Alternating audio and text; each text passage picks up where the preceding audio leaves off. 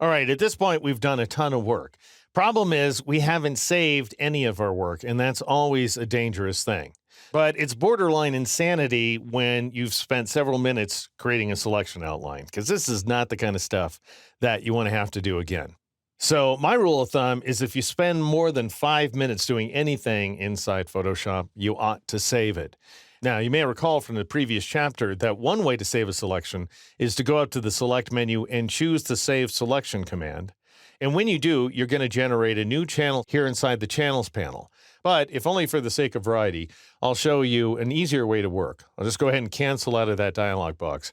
The easier way to save a selection is to go to the Channels panel and then click on this icon down here at the bottom, the one that says Save Selection as Channel. And when you do, Photoshop will go ahead and automatically create a new channel, and it'll auto-name it as well.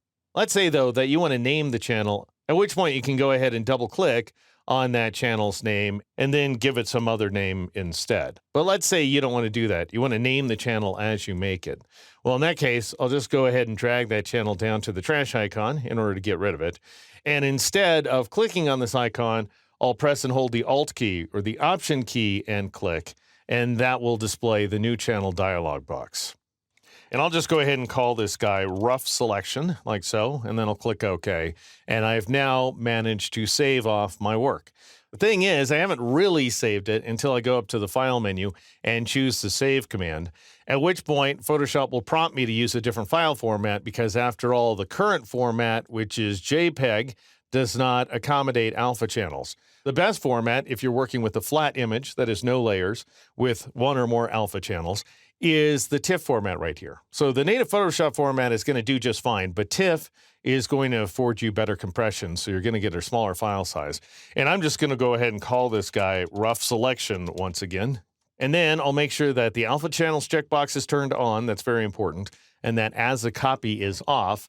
And now I might as well turn on the thumbnail here and click Save.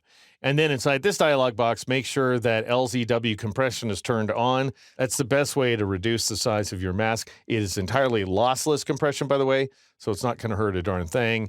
Pixel order, you leave alone. Byte order, you can do whatever you want with. You don't want the image pyramid, so you just want to go ahead and click OK at this point to save that selection.